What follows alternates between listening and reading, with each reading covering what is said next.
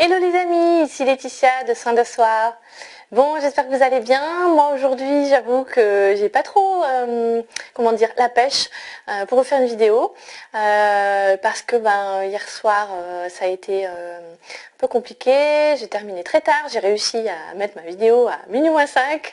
J'ai respecté le défi et voilà. Et ce soir de nouveau, je rentre tard, donc voilà, c'est un peu compliqué de trouver la niaque le soir pour ça. Alors écoutez, si vous voulez m'encourager, mettez-moi des petits commentaires en dessous, ça va me rebooster. Ce serait gentil. Bon, pour autant, aujourd'hui, voilà, j'ai quelque chose de très important que j'aimerais partager avec vous et j'aimerais vous parler en fait du stress. Donc le stress, c'est un fléau, hein, on peut dire fléau dans notre société d'aujourd'hui. Alors, il y a différents types de stress. Déjà, dans vous qui êtes en train de me regarder, qui n'a jamais éprouvé de stress? Je suis curieuse parce que moi personnellement, voilà, ça m'arrive. Heureusement aujourd'hui, c'est de temps en temps. Mais il a été une époque de ma vie où ça a été récurrent et très très régulier. C'était tous les jours non-stop et là, on en arrive à des dégâts collatéraux maximum, on va dire, pour la population. Pour moi en particulier. Et du coup, je suis passée par un burn-out. Inutile de vous dire que ça n'a pas été la joie du tout, du tout, du tout.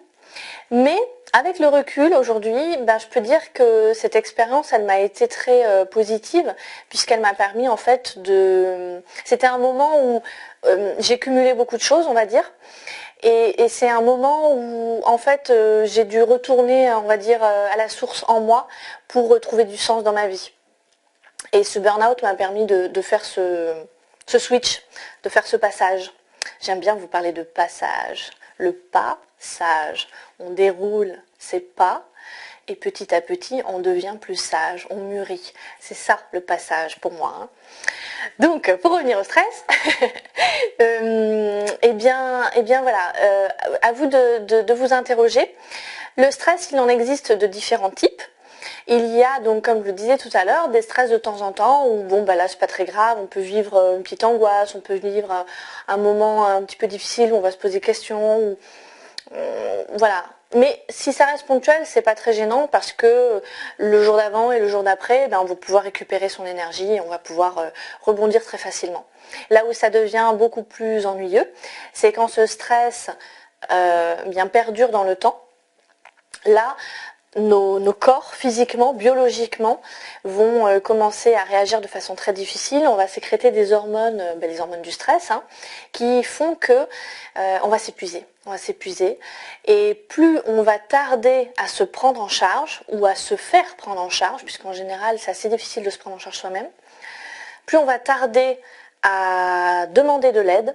Et alors demander de l'aide, c'est vraiment pas facile dans ces situations. Parce que moi par exemple, si je repense à cette période de ma vie, j'avais honte, je n'osais pas en parler.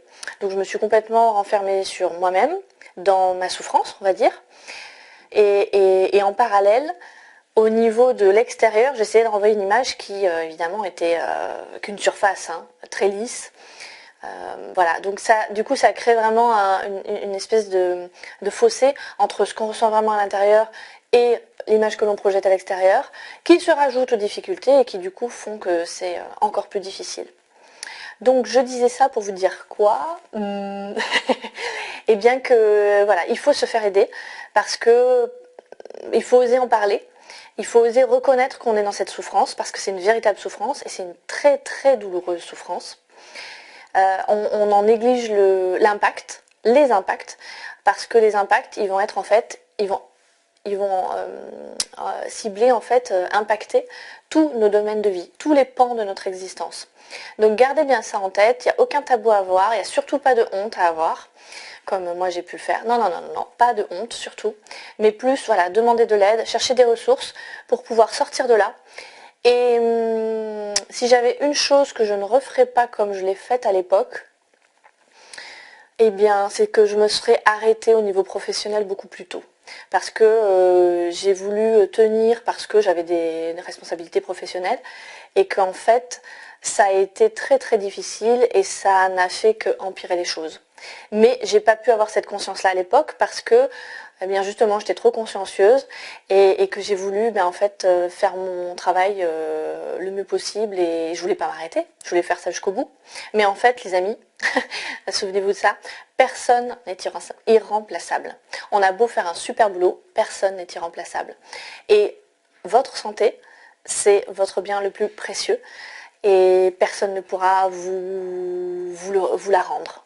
Donc prenez-vous en main et soyez bien attentifs à ne pas vous égarer et aussi peut-être parfois c'est de l'ego mal placé, hein. Peut-être que voilà, ça me plaisait aussi moi à l'époque de me dire que j'avais toutes ces responsabilités et quelque part ça me donnait une importance que je voyais décliner dans les autres pans de ma vie, donc ça a permis à un moment donné quelque part de contrebalancer et c'est probablement aussi pour cette raison que je suis allée autant au bout. Voilà les amis. Alors, évidemment, aujourd'hui, ce que je vous raconte ce soir, c'est une toute petite, une infime petite partie de tout ce qu'on pourrait dire sur le stress. Le stress, il en existe différents types et on entend beaucoup parler du burn-out. Le burn-out, littéralement en anglais, burn, ça veut dire brûler, cramer. C'est-à-dire le salarié, pas forcément. D'ailleurs, il y a beaucoup d'entrepreneurs aussi qui vont au-delà de leurs limites pour leur entreprise. Donc pas le salarié, mais d'une façon générale, dans le milieu professionnel, quand on travaille, on peut aller très très loin, jusqu'à se cramer littéralement. Donc là, on va, au bout d'un moment, on va imploser, on va se consumer d'un coup d'un seul. Et quand on tombe, il y a un matin où on pourra faire le plus d'efforts qu'on veut, mentalement, le corps il dira non. Donc on n'arrivera pas à se lever et là on sera obligé de rester couché au lit. Voilà, le temps de récupérer, le temps de sortir de ça. Donc ça c'est le burn-out. Et puis il y a eu d'autres, on va dire, déclinaisons de ce stress au niveau professionnel. Enfin je parle professionnel mais ça peut être au niveau personnel aussi. Et on parle également donc du bore-out.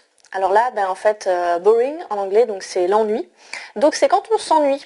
Et typiquement, on va trouver des situations professionnelles où on donne à la personne, donc là on est souvent dans des cas de salariés, on donne plus rien à faire à la personne. Donc elle s'ennuie mais royalement, mais royal. Et au bout d'un moment, c'est sympa d'aller un petit peu sur internet si on y a accès. Ou je sais pas moi, qu'est-ce qu'on peut faire quand on s'ennuie. Mais au bureau, c'est difficile ça, parce qu'on n'est pas fait pour être au bureau sans rien faire. Ça mentalement, on se sent totalement inutile. Et donc ça va amener à un syndrome d'épuisement total, donc qu'on appelle le bore-out. Et là, on se sent d'une inutilité totale. Bon, moi, j'ai pas eu ce cas-là. C'était pas ça, moi. Je sais que ce que je faisais, c'était très, très utile à l'époque et surtout, j'avais du boulot par-dessus la tête, donc je pouvais pas m'ennuyer. Voilà. Et le troisième type, alors ça, c'est un terme qui est apparu plus récemment, l'année dernière, donc en 2016. Et maintenant, on parle aussi du brown out. Alors là, il s'agit en fait de personnes qui s'ennuient dans le sens, pas qu'elles ont un manque de travail, c'est pas ça, c'est plus qu'il n'y a pas de sens, elles ne trouvent pas de sens à ce qu'elles font. Et ça, par contre, j'ai expérimenté, ne pas comprendre en fait à quoi vraiment ça va servir. Et en particulier, quand on fait des choses où il y a une inadéquation ou un écart entre ce que l'entreprise demande de faire et nos propres valeurs personnelles. Ça m'est arrivé, on nous avait fait signer une espèce de charte à l'époque, charte de bonne conduite on va dire. Et puis en fait, au quotidien dans notre activité, on respectait absolument pas cette charte. Donc ça avait été très compliqué de signer ça, mais en même temps on nous avait dit clairement, si vous ne signez pas, vous êtes dehors. Merci, le choix, top. Donc après, il faut arriver à se positionner clairement. Et moi, en l'occurrence, dans ce cas-là, c'était pas très grave parce qu'on était toute une équipe à être dans le même bateau. Donc, collectivement, on s'était supportés mutuellement les uns les autres, ce qui est très important. Mais j'entends très bien qu'aujourd'hui, il peut y avoir des directives et des directions données par l'entreprise qui cadrent absolument pas avec nos convictions personnelles. Et donc, quand vraiment il y a une distorsion monumentale, on va arriver à ce type d'épuisement-là qui s'appelle, donc, comme je vous le disais, le brown-out. Alors finalement, tous ces mots, ce sont que des mots. Ce qui est important, c'est de comprendre en fait l'aspect psychologique qui se cache derrière et surtout comment ces difficultés psychologiques vont impacter, mais vraiment monumentalement, notre santé et donc vont se décliner en pathologie. Quand je vous disais un beau jour, un beau matin, on n'arrive plus à se lever, c'est vraiment ça. Là, on est dans une maladie, clairement. La santé, le corps dit stop. Alors vous le savez certainement, mais je le dis pour ceux qui ne seraient pas au courant, la maladie, dans la langue des oiseaux, on en reparlera si vous voulez. Si vous avez envie que je vous parle de la langue des oiseaux, mettez-moi des commentaires en dessous, je vous ferai une vidéo là-dessus. Donc la maladie, en fait, c'est le mal à dit. Donc le mal aussi à dire. Et en fait, quand on n'écoute pas son corps, on ne se respecte pas. Et il y a un moment donné où au début il dit eh oh, écoute-moi, écoute-moi. Et puis si on l'écoute plus, au bout d'un moment il se tait. Sauf qu'au bout d'un moment, il est tellement saturé que là, il y a des maladies qui vont se déclencher justement parce que le corps dit stop, j'en peux plus, tu m'écoutes pas, moi ça ne me convient pas, donc je bloque. Et en fait, c'est une réaction vraiment de survie où il faut se protéger, il faut respecter son corps, son organisme et la façon dont on fonctionne. Voilà les amis ce que je voulais vous dire sur le stress.